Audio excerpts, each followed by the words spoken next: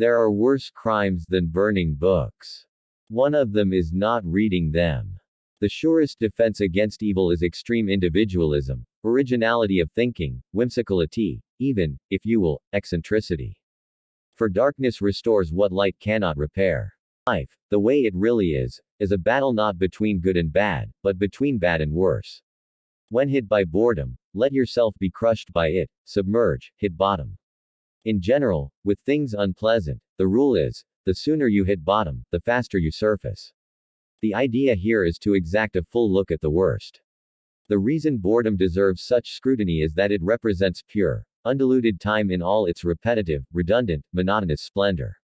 Boredom is your window on the properties of time that one tends to ignore to the likely peril of one's mental equilibrium. It is your window on time's infinity. Once this window opens, don't try to shut it. On the contrary, throw it wide open. The fact that we are living does not mean we are not sick. Try not to pay attention to those who will try to make life miserable for you. There will be a lot of those, in the official capacity as well as the self-appointed.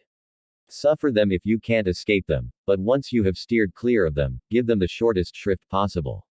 Above all, try to avoid telling stories about the unjust treatment you received at their hands. Avoid it no matter how receptive your audience may be. Tales of this sort extend the existence of your antagonists. What concerns me is that man, unable to articulate, to express himself adequately, reverts to action. Since the vocabulary of action is limited, as it were, to his body, he is bound to act violently, extending his vocabulary with a weapon where there should have been an adjective. The I identifies itself not with the body it belongs to but with the object of its attention. For a writer, only one form of patriotism exists, his attitude toward language. After all, it is hard to master both life and work equally well. So if you are bound to fake one of them, it had better be life. The longer you stay skeptical, doubtful, intellectually uncomfortable, the better it is. Life is a game with many rules but no referee. One learns how to play it more by watching it than by consulting any book, including the Holy Book. Small wonder, then, that so many play dirty, that so few win, that so many lose. Poetry is rather an approach to things, to life, than it is typographical production. Love is an attitude toward reality, usually of someone finite toward something infinite. Out of Dostoevsky, Kafka. Out of Tolstoy, Margaret Mitchell.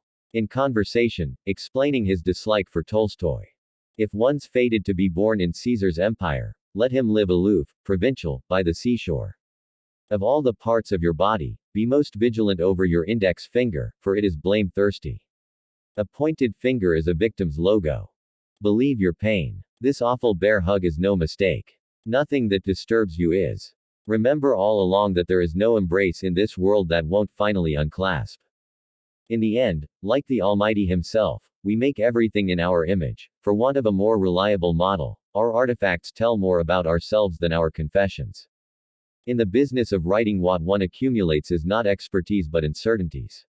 Which is but another name for craft.